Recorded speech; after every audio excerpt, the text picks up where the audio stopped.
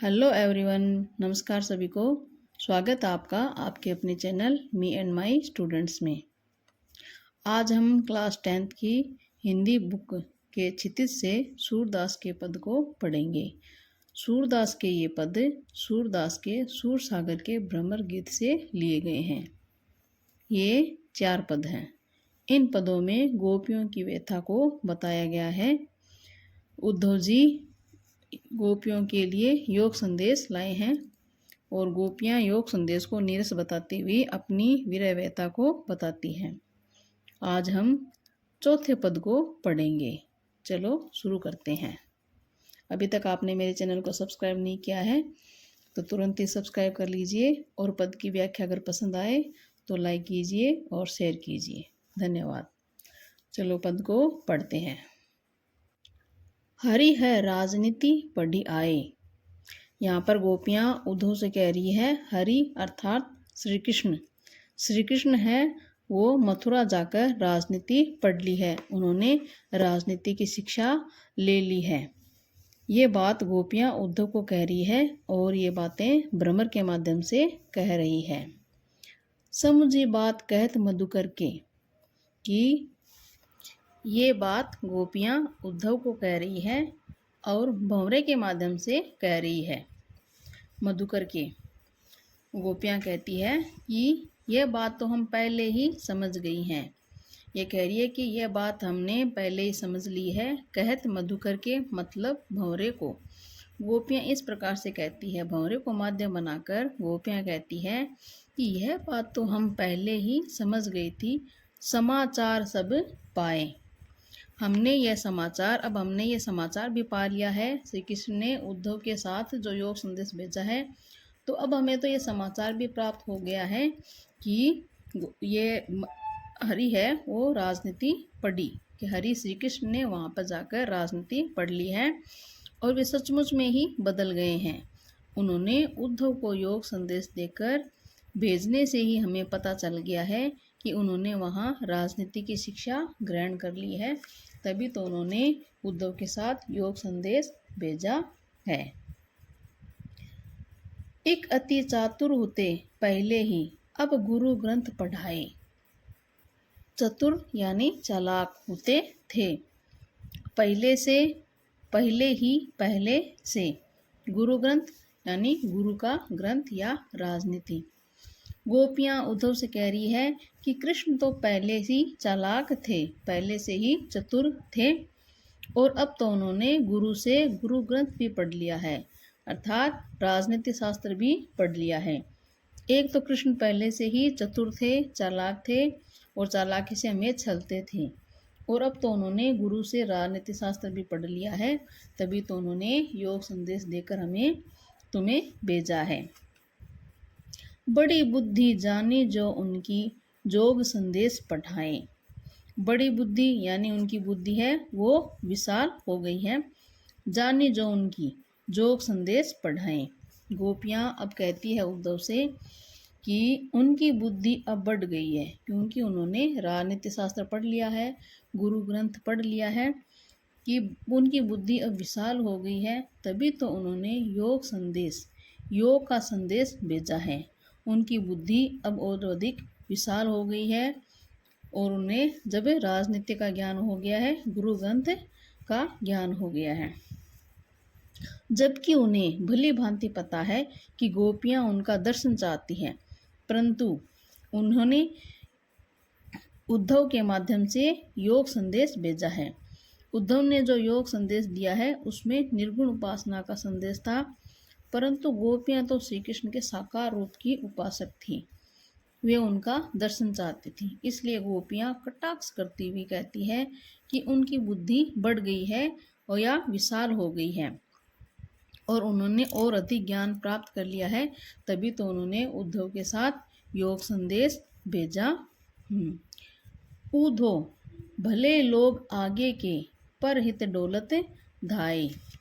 उद्धव भले लोग सज्जन लोग, आगे के यानी पहले जमाने के या पिछले जन्म के, पहले पुराने जमाने के, पर हित यानी दूसरों की भलाई, डोलत धाये यानी डोलते रहते भागते रहते थे।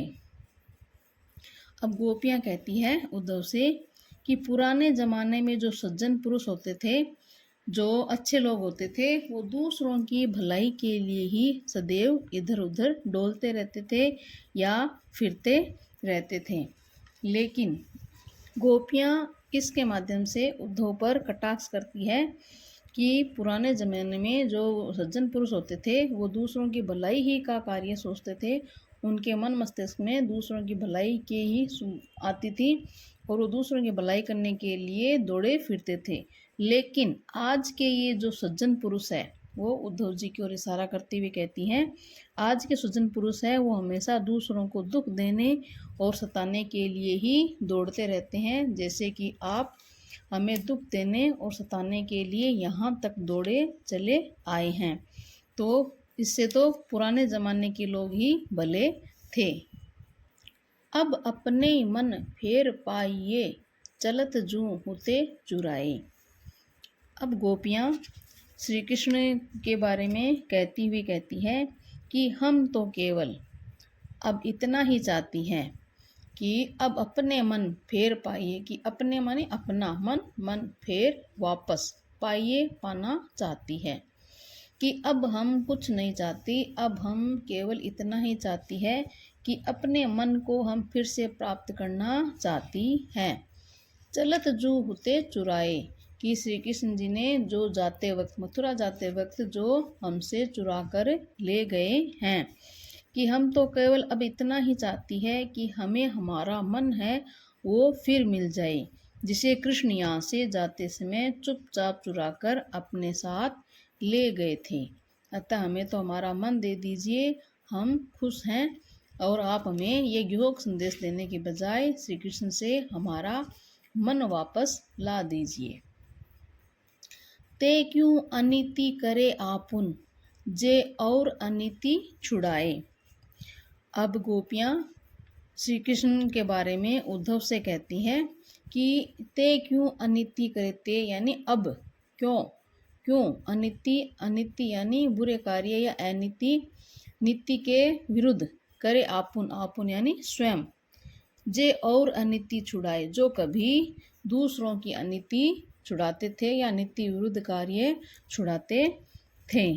तो श्री कृष्ण जी कहते हैं कि श्री कृष्ण के बारे में कहते हैं कि श्री कृष्ण अब ऐसा व्यवहार क्यों कर रहे हैं जो व्यवहार उनको पसंद ही नहीं था, वो अब खुद स्वयं अनीति क्यों कर रहे हैं या बुरा कार्य क्यों कर रहे हैं जो वो दूसरों से छुड़ाया करते थे, अर्थात वो जो दूसरों को दुख देने वाले कार्य करते थे उन्हें वो बंद करवाते थे, उन्हें वो छुड़ाते थे। अब स्वयं भी वो वही कार्य कर रहे हैं कि दूसरों को दुख देने का, अर्थात हमें दुख देने का कार्य कर रहे हैं।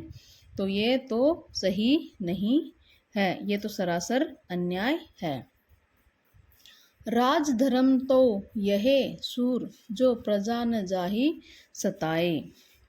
अब सूरदास के अनुसार गोपियाँ कहने लगी है कि श्री कृष्ण अब तो राजा हैं और वो हमें अपनी सखी न मानकर हमें प्रजा मानती हैं, तो उस तरीके से भी वो राजा है, तो उनका राजधर्म यही कहता है कि उनका राजधर्म भी यही कहता है कि उनके अंतर्गत आई हुई प्रजा को वो न सताए। तो अब उनका राजधर्म भी यही कहता है कि अपनी प्रजा को न कभी दुख दें और न ही सताएं, लेकिन ये तो इसके विरुद्ध कार्य हो रहा है कि वो अपनी ही प्रजा को दुख दे रहे हैं। कृष्ण अपना स्वार्थ साधने के लिए हमारे सुख चैन को हमसे छीनकर हमें दुखी करने का प्रयत्न कर रहे हैं। यह उनकी कुटिल राजनीति है और जो सही नहीं है। अब वो राजा हो गए हैं तो उन्हें अपना राजधर्म निभाना चाहिए और हमें सुख शांति से रहने देना चाहिए, हमें सुखी करना चाहिए। इस प्रकार से गोपियाँ उद्धव को भ्रमर के माध्यम से खरी खोटी सुनाती है, उन्हें व्यंग्य करती है, कटाक्ष करती है कि श्री कृष्ण ने योग संदेश भेजकर अच्छा नहीं किया। वे यदि हमें प्रजा मानते हैं तो राज धर्म के अनुसार उनका धर्म है कि वो हमें सुखी करे, हमें शांत करे और हमारी जो मनोकामना है वो पूर्ण करें। तो पद की व्याख्या आपको कैसी लगी है कमेंट में ज़रूर बताइए। अगर आपको किसी भी तरह की कोई शिकायत या कोई समस्या है तो वो भी ज़रूर बताइए। पद की व्याख्या पसंद आए तो लाइक कीजिए, शेयर कीजिए। धन्यवाद।